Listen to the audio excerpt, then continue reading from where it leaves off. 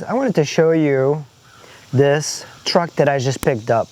This is a 2001 Ford F-150. So I got this fairly cheap. It didn't work. It was a puzzle to get working, but I finally got working. I want to give you an overview before I do a detailed review of this vehicle for you. This is probably one of the larger F-150s that you can get. It's a 5.4 liter Triton V8. It's a 2001. It's got 147,000 miles, so not a lot for this engine. This one did not see any work at all. This was mostly used as a motorcycle hauler. So I got it and I got it towed to the house. All of the stuff that you see here is rust because it's got a problem with the underside here. It's a very common problem on these, but you can see it's just a little bit superficial. It might look bad, but it looks worse than it actually is. The frame itself is in decent shape.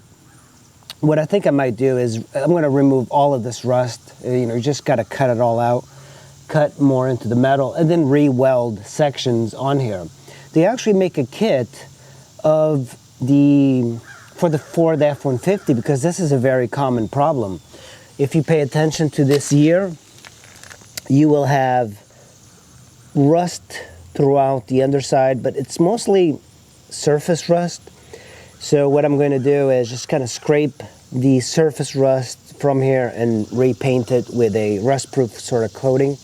It's also got a new fuel tank, which is kind of neat. The tires on here, they need to be renewed in the rear.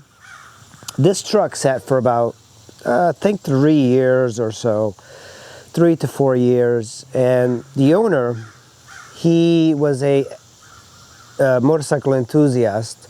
So he used this to tow his motorcycles to various track days, dirt biking, and I think that's one of the beauties. But this is a great work truck. So around the DMV, the Washington DC area, you'll see these trucks being used for landscapers, for construction, because they are very strong trucks for having a gas engine. So what I did on this was, it didn't start, so remove the starter, which was very difficult. You have to remove the wheel and then get underneath and remove that starter. And then it wasn't the starter, so I got a solenoid. I believe the solenoid was like $12.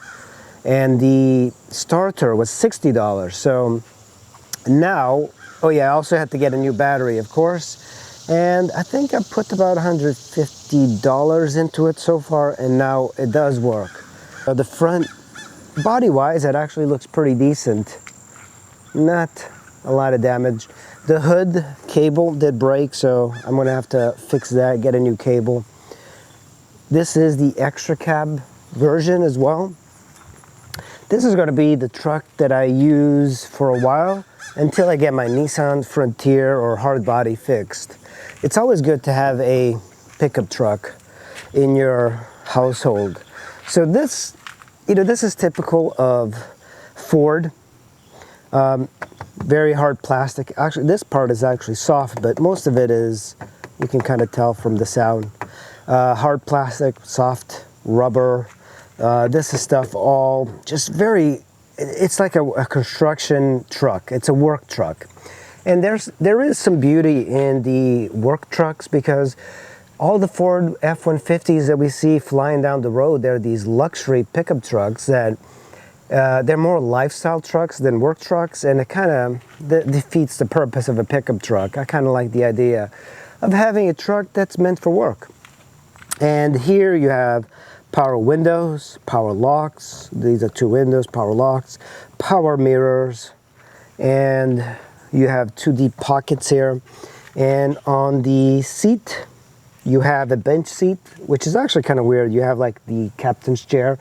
It's separated, which I like, but also you have the ability of, having the bench so you can carry 3 passengers up front.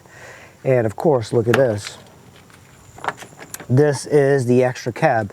I prefer the extra cabs to the super cabs because I usually just use these for keeping various tools and stuff, and it is nice that you do have a door, because my Nissan Hardbody does not have a door to open the extra cab, so you're always struggling to put tools back there if they're heavy. You could carry passengers on here. This kind of folds down, but it's not a very comfortable seat. Like, you're not gonna make any friends carrying passengers here. So let's look at the dash. It is kind of like a climb up. The seats are in pretty good shape. It doesn't have any wear on the seat here. Usually you have wear on the seats there. So over here, if you can tell, so here you have your headlights. It takes some time if you're coming from Toyota's, Japanese cars, that this stuff is here. And this is the dash lights. This is for the pedals. This is kind of a neat feature. You can change the way the pedals go in and out. I never had that in a car. You have telescoping wheel. So this kind of like moves and tilts. You do have an automatic transmission with overdrive. I much prefer like a standard manual, but it does work. CD player, which is kind of rare. It's actually the first time I've seen it. The AC works. So this car sat for so many years and the AC works. Here you have a 12-volt adapter and then the cigarette lighter. You have two cup holders right up here. Here you have your temperature, ambient temperature outside. You have some pockets here. So this car is not in any way perfect, but the engine and transmission seem to be extremely good. Start this thing. And it starts right up. And the interesting thing is that it's got very low mileage. 148,000 on a V8 is really nothing. Typically, you will see these vehicles with like 250,000 miles. So, very quiet. So the car is running. You know, other than the major rust, this damn thing is extremely nice. And hopefully it's going to be a reliable truck. I mean, it looks good inside. It's got a good amount of features too. So let's just go ahead and turn it off. And boom, that's it. Very nice truck. Let's close this up. Really cool. So hopefully this is going to be a few more videos I'm going to do on it. I just wanted to show you really quick what a Ford F-150 looks like. You can get really great deals on these if you don't mind taking a gamble. When I got this, of course, it was not working. I just had to kind of look around. Other than the major rust issue underneath, which is mostly on the body, you don't have a lot of rust on the frame, but it's just kind of like a eyesore to look at. So I'll be doing a full comprehensive review after I change the oil on this, all the fluids, and drain the gas tank. All right, guys, thanks for watching. I will see you in the next video.